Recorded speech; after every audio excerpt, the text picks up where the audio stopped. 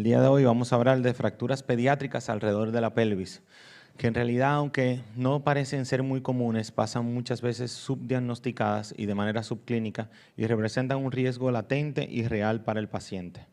Los objetivos básicamente de esta charla van a ser identificar los tipos de fractura en la edad pélvica pediátrica, de igual manera reconocer los mecanismos de trauma de alta y de baja energía y aplicar criterios de clasificación y estabilidad del anillo pélvico.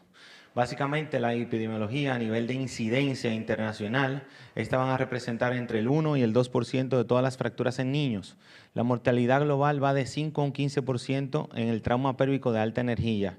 Y el pico de incidencia va directamente entre los 10 y 14 años, principalmente en zonas subdesarrolladas por el tema de la independencia que presentan los niños al cruzar las calles.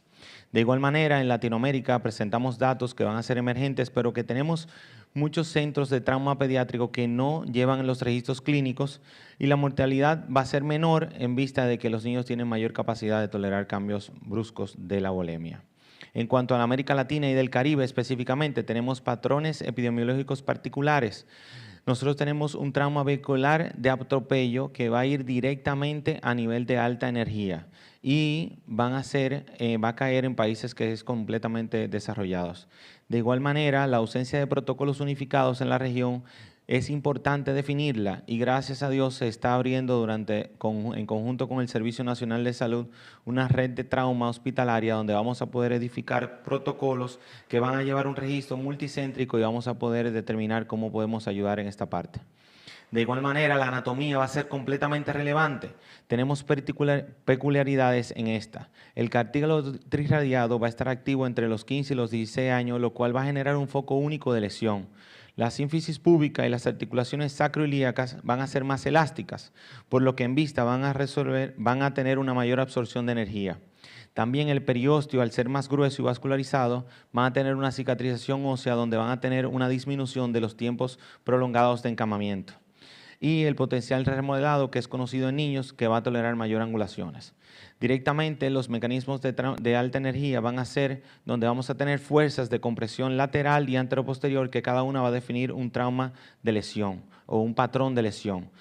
De igual manera hay que recalcar que hasta el 15% de las fracturas sacras que presentan inestabilidad pueden tener o ir concomitantemente con una lesión neurológica y que independientemente la radiografía sea un gol estándar, no va a ir directamente relacionada con la magnitud de la lesión del paciente, por lo que sería bueno siempre complementar con estudios de tomografía y si tenemos un sangrado macroscópicamente también un eritrocistograma.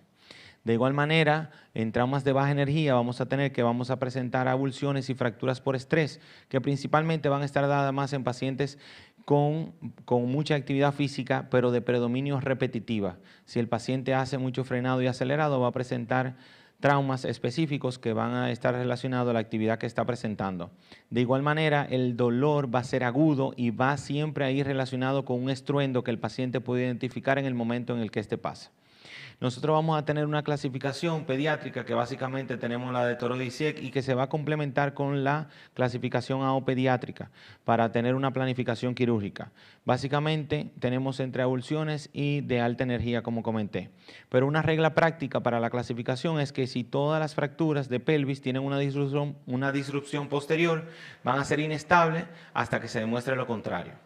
De igual manera, tenemos un protocolo ATLS pediátrico básicamente definido, donde vamos a establecer el ABC pediátrico y si tenemos que utilizar una sábana pélvica o una cincha pélvica para reducción de volumen inestable. Es súper importante tener pendiente que a los niños también hay que hacerle ultrasonografía tipo FAST. En estos días tuve un paciente cual iba en un carrito de golf en una provincia del país y tuvo un volcamiento, resultando con una fractura desplazada de húmero y lesión del nervio radial. Lo que llamaba la atención principalmente era lo del brazo, que se veía la deformidad anatómica y nadie se preocupó de hacer una evaluación completa al paciente. Cuando el paciente es trasladado desde esa provincia del interior del país y es atendido, el paciente presentaba una sintomatología abdominal de un abdomen agudo, por lo cual también tuvo que ser intervenido y el paciente duró 6 horas sin que nadie se preocupara por hacer una evaluación completa. Por eso siempre evaluar el paciente de manera integral y no volar pasos ni protocolos.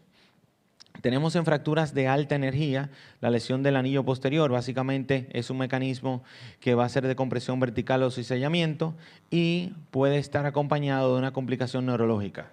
El manejo del dolor se puede utilizar bloqueos sacros bien bajos en niños muy pequeños, aunque son muy raras, pero también se puede hacer un bloqueo epidural o infusión de opioides en pacientes que tengan un control desde el punto de vista de la unidad de cuidados intensivos. Tenemos diástasis sacroilíaca con lesión ligamentaria posterior.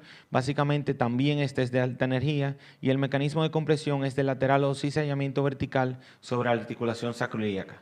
La complicación es que la inestabilidad crónica va a generar dolor y este va a ser principalmente al paciente bipedestal y tener una dismetría de miembros inferiores, pues va a presentar una hipermovilidad de la pelvis. Es importante recalcar que la pelvis es como un anillo cinético, donde nosotros tenemos dos bloques que se van a mover de manera conjunta y van a actuar de manera conjunta. Y cada vez que nosotros vamos a dar un paso durante la marcha, esta tiene que elevarse y bajar. Al nosotros tener inestabilidad de la pelvis o de la parte posterior en la sacroilíaca, va a presentar mucha movilidad y esa hipermovilidad va a generar dolor de manera repetitiva, lo cual va a llevar a la consulta, que no es común porque los niños por lo regular no tienen dolor a nivel de la parte lumbar en muy gran proporción, al menos de que tengan una dismetría de miembros inferiores. Si esta no existe, tenemos que valorar si tuvo un trauma antiguo y presenta una lesión de estas. Tenemos la compresión anteroposterior, que básicamente es conocida como libro abierto, y esta va a tener que la pelvis se va a abrir básicamente como un libro. El pronóstico con fijación adecuada se puede resolver básicamente el 90% de los casos. Tenemos la fractura de Malgaine, como esta que vemos aquí, donde esta es una imagen con pediatría, básicamente, de un paciente que ya estaba alcanzando su madurez esquelética, y esta puede representar hasta un 25% de mortalidad por una hemorragia.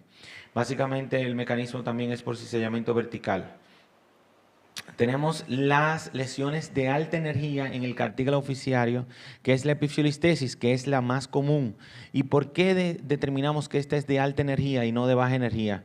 Bueno, porque esta va a ir directamente relacionada con la fuerza que va a ejercer el peso, la inercia y la gravedad sobre el cartílago oficiario.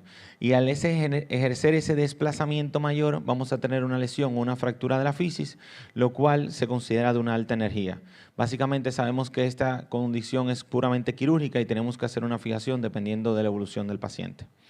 Tenemos la de baja energía, que estas son muy comunes en niños, ahora más cuando estamos presentando mucha actividad deportiva. Y actividad deportiva que es completamente repetitiva.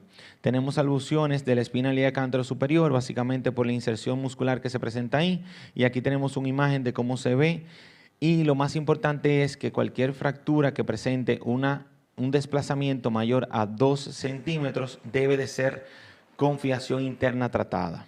El pronóstico es excelente. En la que son menores de 2 centímetros vamos a tener que, suspendiendo el apoyo del paciente, va a ser suficiente para lograr un tratamiento ortopédico. Básicamente tenemos la de la espina ilíaca anteroinferior, que básicamente también va a ser por inserción muscular. Principalmente esta se da cuando el paciente está pateando y presenta una contrarresistencia, y eso va a llevar a una fractura avulsiva de esta parte. La de la tuberoidea isquiática, principalmente esta se da en pacientes con neuromusculares, donde tenemos una contractura fija en flexión de la rodilla y el fisioterapeuta quiere pasar directamente a ejercer una extensión de la misma, por lo cual ellos hacen una fractura avulsiva. Siempre que veamos una imagen de este tipo tenemos que descartarla con tumores. También tenemos una gran incidencia a nivel de tumores en pacientes pediátricos en esta parte, desde el punto de vista de imagen en comparación como diagnóstico diferencial. Básicamente tenemos una fractura por estrés de la rama púbica, que también va a estar en deportistas de élites con movimientos repetitivos, y la clasificación básicamente en una radiografía se va a ver normal, al menos que tengamos un ojo bien agudo para valorar. Y principalmente lo que más va a llevar al diagnóstico va a ser la exploración del paciente, pues el dolor va a ser en la parte completamente suprapúbica, y cuando hagamos un desplazamiento o una maniobra de estabilidad de la pelvis va a generar una apertura que va a presentar dolor directamente. En la fractura del ala ilíaca básicamente es una fractura estable, la de Torode, y tenemos un impacto directo que va a ir directamente sobre la cresta ilíaca. Y esta no va a tener una disrupción del anillo pélvico, por lo cual el pronóstico es excelente y presenta unas consolidaciones que no van a tener secuelas funcionales. En cuanto a las complicaciones y secuelas a seguimiento a largo plazo, básicamente el arresto del cartílago tirariado puede presentarse y esto llevar a una displasia acetabular que puede ser progresiva hasta en un 25% de los casos. Por eso es importante cuando no tenemos una displasia del desarrollo de la cadera que no es diagnosticada desde pequeño, saber si tenemos un antecedente traumático importante, lo cual pudiera generar una lesión de este tipo. De igual manera, el seguimiento recomendado siempre es mínimo de 2 años y cuando son inestables a 5 años como parte importante. Para la práctica médica, básicamente, las radiografías normales no van a descartar una fractura en un paciente pediátrico, principalmente menor a los 11 años en masculinos. En femeninos, hasta los 9 años no es suficiente una radiografía, por lo cual valorar que complementar desde el punto de vista con estudio de imágenes es súper importante. Toda abulsión mayor de 2 centímetros con desplazamiento hay que considerar realizar una reducción abierta más fijación interna y esto debe de ser evaluado por un equipo multidisciplinario, no solamente por el ortopedista, también si tenemos lesiones a nivel del tracto genitourinario, el urólogo, cirugía general y demás. Y lo más importante de esto es que tenemos que generar un registro nacional donde podamos tener una documentación sistémica para generar un protocolo a nivel nacional.